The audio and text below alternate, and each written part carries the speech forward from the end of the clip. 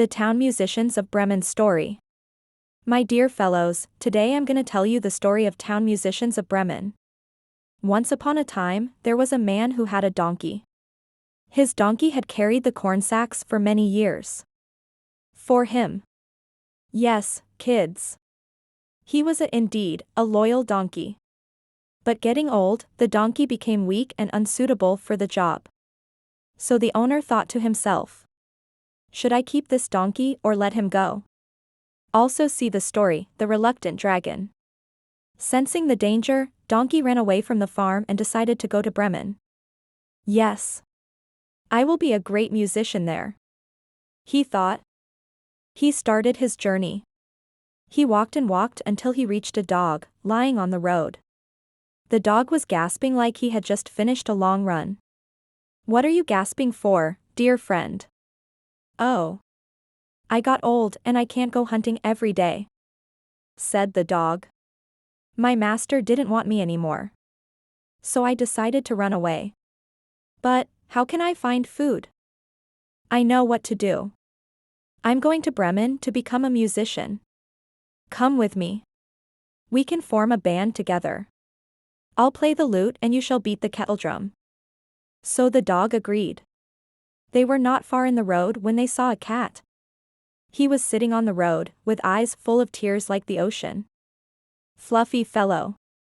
Why are you crying so hard? Asked the donkey. How can I be happy when my life is in danger? I'm getting old. My teeth are not sharp anymore. I don't want to chase mice anymore. I rather sit near the fireplace and rest. So my mistress wanted to get rid of me. I escaped. But what am I gonna do now? Join us. You understand night music. So you can be a member of our band. We are gonna be musicians of Bremen. Animals meet cat. The cat thought really hard and decided to join them. The three runaways continued their journey and they reached a rooster.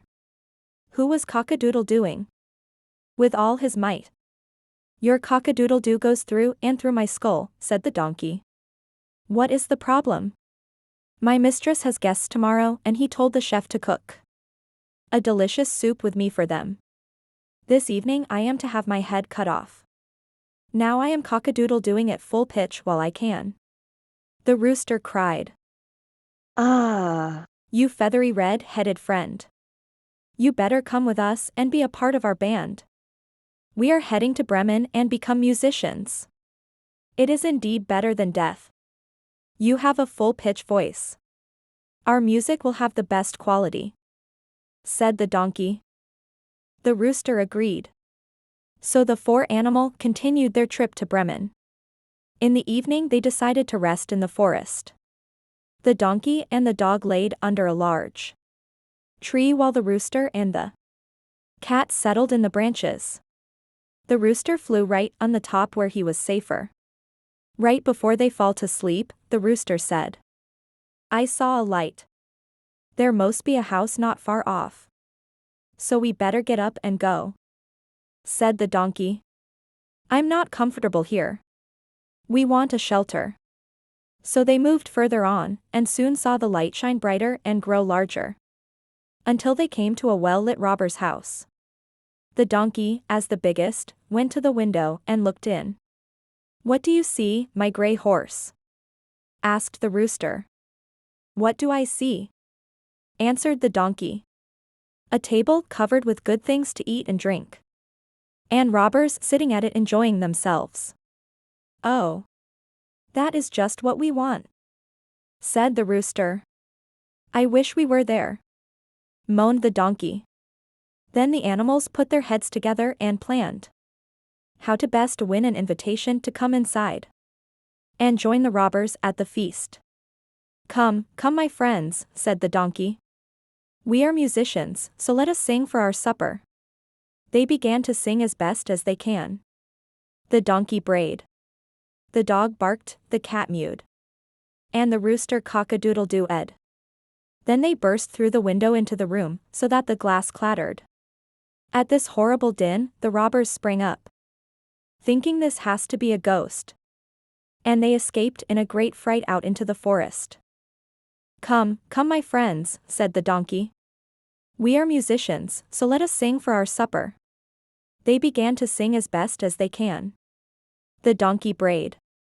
The dog barked, the cat mewed. And the rooster cock-a-doodle-doo-ed. Then they burst through the window into the room, so that the glass clattered. At this horrible din, the robbers sprang up, thinking this has to be a ghost.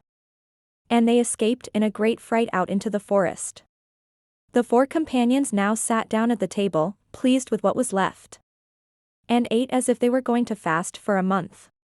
As soon as the four musicians finished eating, they turned off the light, and each found a sleeping place according to his nature and fell to sleep.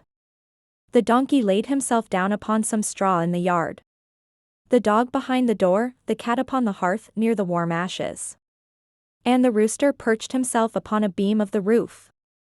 And being tired from their long walk, they soon went to sleep. A little after midnight, the robbers saw from afar that the light was no longer burning in their house. Appearing quiet, the boss said, "We ought not to have let ourselves be frightened out of our wits. You go and examine the house." The man, finding all was still, went into the kitchen to light a candle, and taking the glistening fiery eyes of the cat for burning coals, he held the candle to them to light it. The cat did not understand what he meant to do, however, and flew in his face, spitting and scratching. He was dreadfully frightened, and ran to the back door, but the dog, who lay there, sprang up and bit his leg. As he ran across the yard by the straw heap, the donkey gave him a smart kick with its hind foot.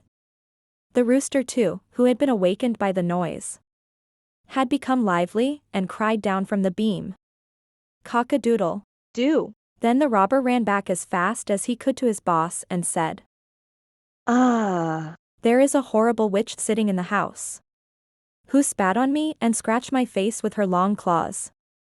And by the door stands a man with a knife who stabbed me in the leg. And in the yard there lies a monster who beat me with a wooden club. Above, upon the roof, sits the judge, who called out, 'Bring the rogue here to me.' So I got away as well as I could." After this the robbers did not trust themselves in the house again, but it suited the four musicians of Bremen so well that they did not care to leave it anymore.